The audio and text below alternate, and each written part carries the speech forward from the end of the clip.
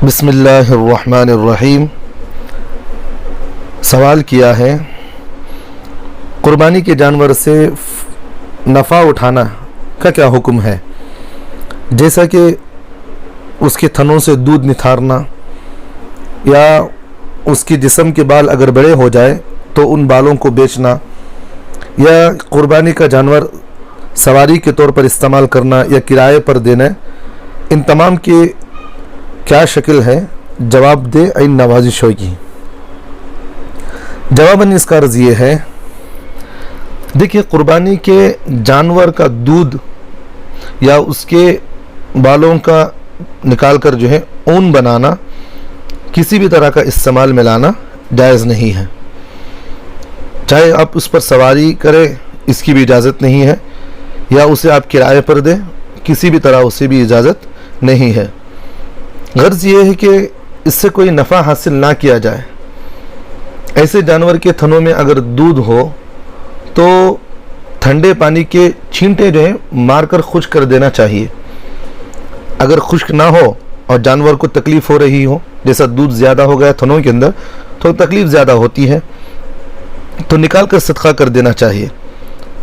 और जितना उससे नफ़ा हासिल कर लिया है आपने, जैसा उसके जिस्म से ऊन निकाला, बालों को निकाला, बेच दिए, तो जितनी कीमत आपने उससे हासिल की है, या नहीं तो उसके थनों से आपने दूध निकाला, इस्तेमाल कर लिया, तो इसकी जितनी आपने ऊन को बेचकर कीमत हासिल की या दूध को निकालकर आपने इस्तेमाल कर लिया, तो जितनी इसकी कीमत बनती है उतनी कीमत को आप सदका कर दें।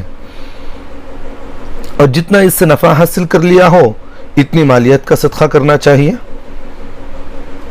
ये हुक्म उस सूरत में है कि कुर्बानी की नीयत से जानवर ख़रीदा हो और बाहर ख़ुद ये जानवर चल फिर कर गुज़र बसर करता हो। जैसा कि उमूमी तौर पर आप जानते हैं कि हमारे बेंगलुरु शहर के अंदर खुसूसी दौर देखते हैं आप कि मार्केट वगैरह के अंदर जानवर सुबह सवेरे उनको छोड़ दिया जाता है दूध निथार कर, शाम पूरा वो फिर अपने मालिक के घर चले जाते हैं। तो इन जानवरों के बारे में ये हुक्म है। ये ख़रीद कर, उस जानवरों को ख़रीद कर आप कुर्बानी कर रहे हैं, तो उन जानवरों के बारे में है कि आप उनको इस्तेमाल नहीं कर सकते। उनके दूध हो, उनके जिस्म पर जो बाल है उसे जैसा सवारी के तौर पर या किसी को किराए पर आप नहीं दे सकते। शर्त कब कि जो मैंने आपको बताया है कि उसूली बात यही है कि उन जानवरों को उनका गुज़र बसर रास्तों के ज़रिए से या कहीं उनका गुज़र बसर जो है बाहर चलता हो, तो इन जानवरों के बारे में ये हुक्म है। अलबत्ता चंद सूरतें हैं कि कुर्बानी के जानवर से आप फ़ायदा उठा सकते हैं। जैसा कि पहले नंबर पर यह है, जानवर घर का पालतू हो, यानी कि घर में पहले से मौजूद हो, तो उस जानवर से आप फ़ायदा उठा सकते हैं। बात समझ में आ रही है? बात पहले जानवर आपने घर में ख़रीद कर रखा था और उसको आपने पाल रहे थे, अब उससे फ़ायदा उठा रहे हैं। अब उसमें आपने नीयत कुर्बानी की कर ली, तो कुर्बानी की नीयत कर लेने की वजह से वो कुर्बानी के लिए तय नहीं हो जाता, तो उससे आप फ़ायदा उठा भी सकते हैं जब तक कि आप उसे कुर्बानी ना करें। दूसरे नंबर पर यह है कि जानवर ख़रीदा हो लेकिन ख़रीदते वक्त कुर्बानी की नीयत से ना हो। जैसा मिसाल के तौर पर दूध के लिए ख़रीदा था, अब उसमें कुर्बानी की नीयत कर ली, तो जब तक आप कुर्बानी ना करें उस वक्त तक आप उससे भी फ़ायदा उठा सकते हैं।